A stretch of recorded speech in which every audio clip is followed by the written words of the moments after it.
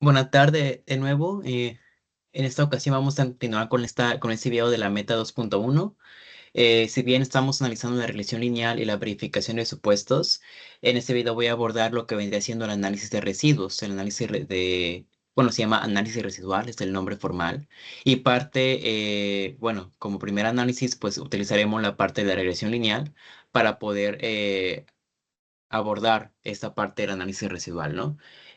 Para esto, voy a pasar a explicar qué viene siendo el análisis residual. Recordemos que am, podemos tener diferentes tipos de distribuciones de regresión lineales. Podemos tener aquellas que parten de una regresión con una tendencia muy lineal, es decir, que todas se concentran en una línea recta o se ven que están como siguiendo un patrón recto, vaya la redundancia.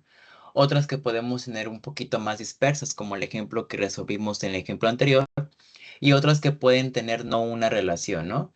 Pero lo que vamos a enfocar nosotros es sobre todo a esta parte que nosotros llamamos residual, que habíamos acordado que era la diferencia que existe entre el valor que tenemos observado, el valor que se nos da, contra el valor de la tendencia o también llamado el valor predicho. O sea, el valor que se predice que va a suceder con respecto a la ecuación de regresión que se calcula con respecto a los datos. ¿Ok? Y dependiendo qué tan separados, distantes estén con respecto a la línea de tendencia, pues a eso nos da un valor un valor de correlación, que en este caso es de 0,97. Y si bien este valor de 0,97 puede decirse como bueno o considerablemente bueno, puede tener aún así a un análisis de residuales que nos permitan comprobar la verificación de supuestos. ¿Ok?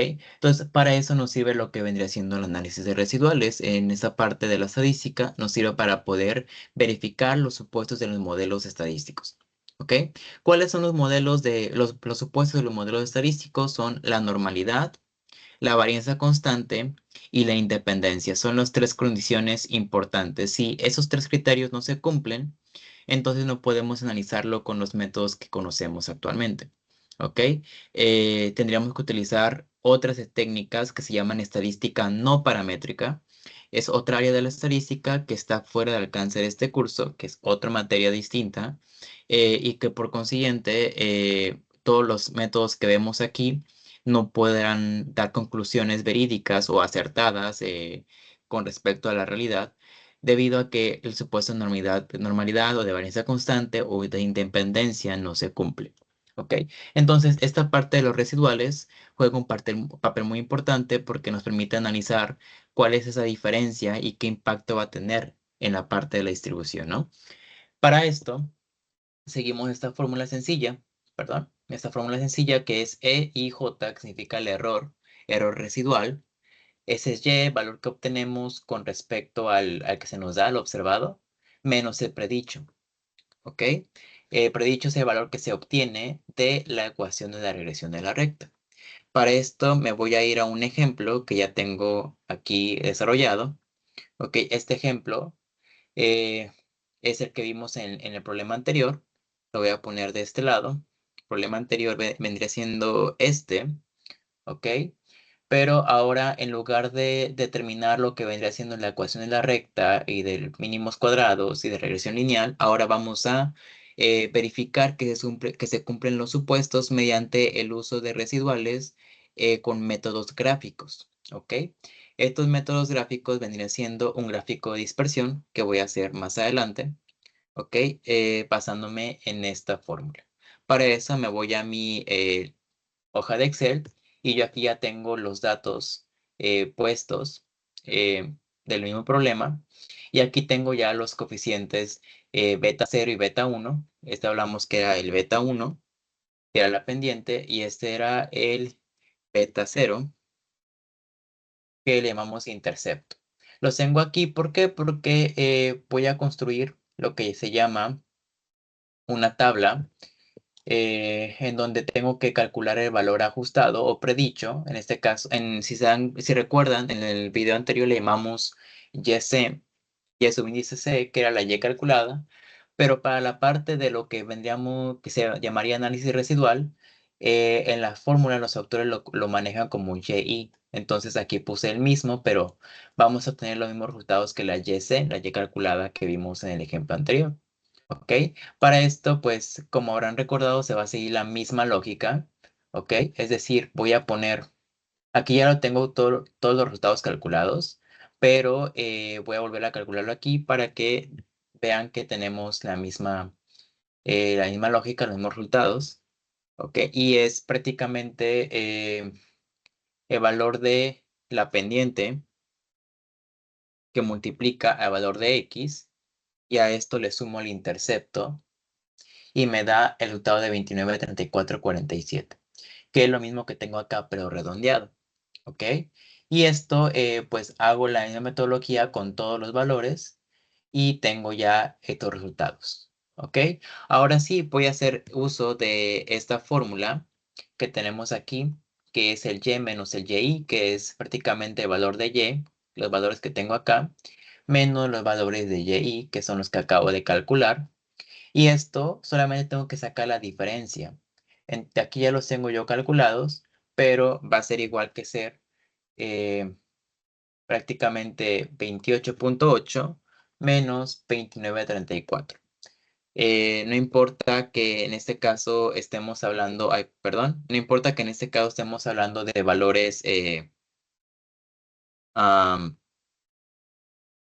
negativos, porque la diferencia es negativa. Recordemos que hay lugares arriba y abajo de la tendencia de líneas. Estamos hablando de este punto. Está por debajo de la línea de tendencia, entonces por eso es negativo. ¿Ok? Entonces los valores que estén arriba pues van a ser positivos, basándonos en este ejemplo. Y es normal y es correcto, ¿eh? No pasa nada de ser negativo. Hacemos esta misma lógica con todos los valores de aquí y pues yo ya tengo el resultado, ¿no? Al final, lo que hacemos es sacar el promedio de los datos. ¿Ok? Vamos a pulsar la opción average. Yo tengo la opción average porque está en inglés, pero ustedes en español debe ser la función promedio. Y les tiene que dar un valor de 0 de estos datos. Y con esto habremos calculado los residuales. Ahora, ¿qué sigue de aquí? Con respecto a estas dos columnas, que es el valor ajustado y el valor residual, tenemos que construir un gráfico de dispersión. Para esto voy a la parte de insertar, scatter, que es el gráfico de dispersión. Se seleccionó todo, yo pongo otros. Insertar, gráfico de dispersión. Aparece el cuadro en blanco, le pongo seleccionar datos, añadir, valores de la serie X, voy a seleccionar estos valores de aquí. Perdón, los valores de residual. Y los valores de la serie de Y, voy a poner el valor ajustado,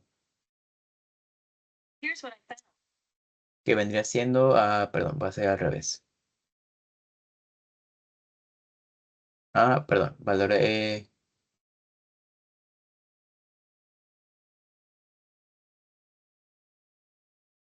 y valor de Y. Listo. Entonces el valor de X puse los valores ajustados y el valor de Y puse los valores residuales, como lo podemos ver aquí.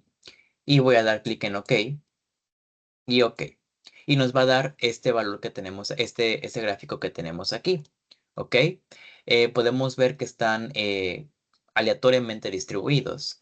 Eh, Aquí podemos ver que hay un rango de 2 a -2 y esto es porque los valores residuales pues van desde -2 a 2 o cercanos a -2 y 2 y esto es 0 a 35 y es porque tenemos valores de, bueno, en este caso nos da el rango del inicio hasta donde puede alcanzar y un poco más, ¿no? Pero aquí podemos acotarlo. Yo generalmente pongo de 10 a 30. ¿Por qué? Porque es el rango que mis datos manejan. Y de esa manera se puede ver como un poquito más centrado la información que realmente importa. Entonces, ustedes lo pueden configurar y esto que vemos aquí, doy clic en el eje y le pongo aquí Horizontal Axis Crosses, o sea, el cruce del eje horizontal. Le pongo el valor del eje y le voy a poner que pase por -2 para que esta línea se pase, en lugar de estar en el 0, lo pueda poner en la parte de abajo, que es como me interesa, para que se vea limpio el gráfico. Y pues de esta manera tenemos los datos de los residuales puestos en una gráfica. ¿Ok? Ahora, para poder hacer una referencia, voy a poner la línea de promedio. Para esto, pues yo aquí tengo ya el valor de X, 10 y 30. Esto vendría siendo el rango que estoy utilizando yo en mi gráfica. ¿Ok? Varía según cada problema o cada gráfica que ustedes estén haciendo. En ese caso, los datos de los valores ajustados van desde 10 hasta el máximo, el menor va de 10 y el máximo de 30, entonces yo lo acoté a 10 y 30. Pero con respecto a cada problema, pues ustedes pueden acotarlo según el valor mínimo y el valor máximo. Y este vendría siendo el valor promedio. El valor promedio recordamos que nos dio un valor de cero. Me voy a la parte de diseño de gráfico, seleccionar datos, agregar y voy a poner el nombre de la serie, voy a poner promedio. Los valores de X voy a agregar estos 10 y 30 y el valor de Y voy a agregar el valor promedio. ¿Ok? Y pongo OK y aparecen los dos puntos. Los selecciono y de nuevo voy acá a configuración de los datos. Le pongo que sea línea sólida y la voy a poner del color naranja. Y tal vez la voy a poner que sea punteada. Entonces voy a ponerlo aquí para que sea punteada.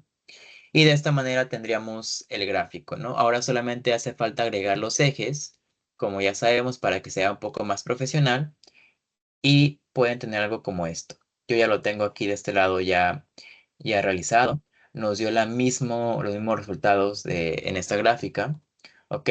Y con esta gráfica se puede comprobar los supuestos de normalidad, de varianza constante y de independencia. ¿Ok?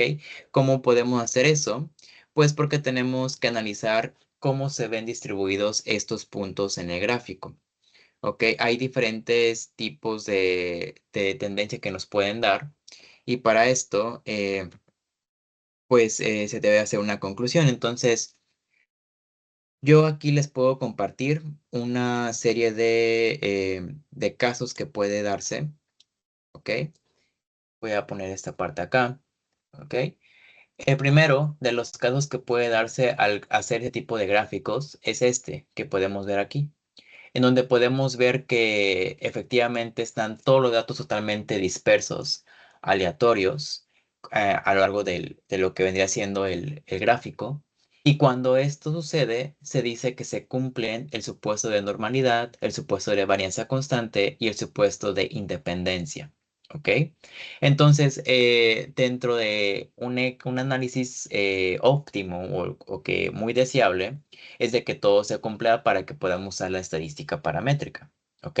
Entonces buscamos que sea ese tipo de gráfico que nos dé, ¿no? Pero también pasa la situación en que cuando graficamos los residuales se presentan ese tipo de situaciones. Tenemos cuatro situaciones. Esa que tenemos como una línea de tendencia, una como un efecto parabólico.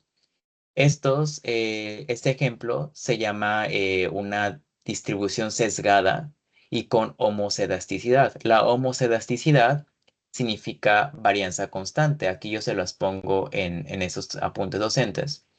Y hace referencia a que se cumple el supuesto de la varianza, pero no se cumple el supuesto de normalidad y realmente no se tiene claro la independencia de los datos. Por lo tanto, si aparece algo como en estos, ya no se puede utilizar las técnicas que estamos hablando, bueno, que vamos a hablar en el curso, porque no se cumple el supuesto de normalidad. Tendríamos que hacer eh, transformaciones o bien, bueno, transformaciones a los datos que vamos a ver más adelante, o bien tendríamos que trabajar con la estadística no paramétrica, que es algo que comúnmente se evita en algunos casos. En otros casos, si no hay ninguna otra opción, pues se tiene que ir con esa estadística no paramétrica. Pero en este caso, el óptimo es este. Si nos aparece esto, pues la conclusión sería que está sesgada o también en inglés llaman biased, pero tiene la varianza constante, la homocedasticidad. Y la independencia pues no queda claro y a menudo se dice que ese tipo de gráficos llegan a mostrar un problema de tendencia. ¿Ok? Otro que podemos ver aquí es uno que nos da como una forma cónica. ¿Ok? Esta se dice que tiene una distribución sin sesgo, o sea, unbiased. y que tiene heterocedasticidad. Si la homocelasticidad hace referencia a la varianza constante, la heterocedasticidad pues es lo opuesto, ¿no? Varianza no constante. Entonces aquí no se cumple ni el supuesto de normalidad ni el supuesto de varianza constante y por supuesto pues tiene problemas de tendencia, por lo que la independencia se ve comprometida, no hay una autocorrelación. Entonces, por consiguiente, este gráfico automáticamente nos indica que los datos siguen una tendencia no paramétrica, lo que hace mención que pues tengamos que ya sea transformar los datos o bien manejar una otra método estadístico de la estadística no paramétrica. ¿Ok? Ahora, el último de las situaciones que nos puede pasar, pues es muy parecido a este, bueno, creo que es el mismo, pero esas son las tres situaciones, cuatro situaciones que nos pueden pasar. El óptimo vendría siendo este caso de aquí y es el que vamos a procurar analizar a menudo porque casi todo se cumple con la tendencia de normalidad, pero si no, esas serían las condiciones que debemos de abordar.